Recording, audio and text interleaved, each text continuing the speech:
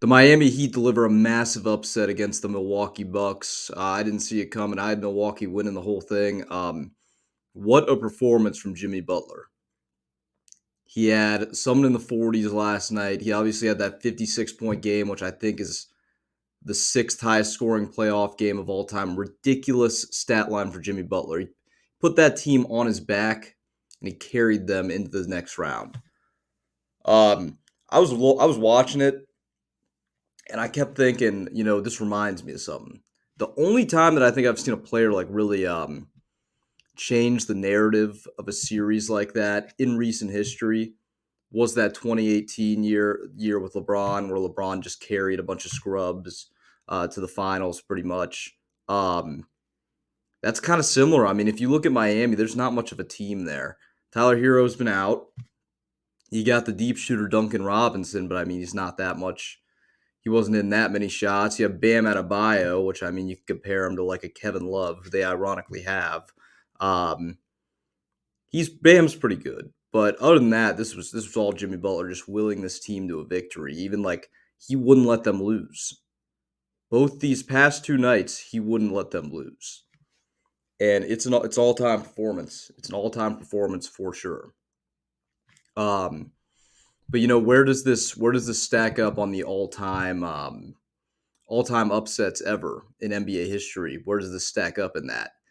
And I think if you're really looking at it, the first milestone that they did is they're the first ever play-in team to advance to the second round. Lakers have a chance to do that tomorrow. Couldn't close it out yesterday, but yeah, they're the first play-in team to ever make it to the second round. They are the sixth NBA team ever to be an 8 seed to beat the 1 seed. So they're the sixth 8 seed ever to advance to the conference semis. Which I mean, you're talking like historic stuff there when you're talking about that. The first team to ever do it was Denver in 1994.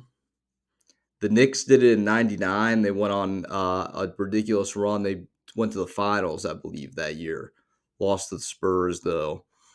I know the Warriors did it in '07, and they beat like a 65 win team in the first round. It was like, I think it was Monte Ellis and Steph. I think it was that duo back in the day. I know the Grizzlies pulled it off. The Grizzlies pulled it off in 2011. The Grit and Grind Grizzlies with Mike Conley and Zebo, Marcus Gasol, those guys. And then it was 2012. That series, everybody famously knows, Derrick Rose like tore his ACL, career over pretty much, or like the prime of his career over. The Sixers ended up beating the Bulls. So, I mean, where does this now stack up all time? I think, if you really look at it, everybody had, a lot of people that I talked to had, and if you even look at the analysts, it was the Bucks winning the title. A lot of people had the Bucks win the title. I think the biggest overwhelming sign of their collapse happened. They lost to the Celtics by like 40 points with like 2 weeks left in the season. That was a bit of a red flag for me. I didn't think much of it because it was off a back to back. But, it really made me realize how Giannis dependent this team was. I thought Drew Holiday was better. Chris Middleton obviously is past his prime. And Brook Lopez just can't hold it down inside anymore. Bobby Portis wasn't much to be seen in this series. And yeah, they just didn't really get a lot of input from their role players. Obviously, Giannis is out for 3 of the games, which kind of, arches it, but they still should have been able. They're the 1 seed against the 8. They still should have been able to win this series. But yeah, they're the 1 seed against the 8. I mean, they still should have been able to go through them. So overall, yeah, it's disappointing for Milwaukee, but all time, if we're stacking it up here, I think the biggest upset ever was that '07 Monte Ellis Steph when they took down Dirk Nowitzki and those Mavericks, 65 win team. I think that's the only 60 win team, potentially the only 60 win team ever to not make it. I could be wrong on that, but I think it's the only 60 win team ever to not make it to the second round.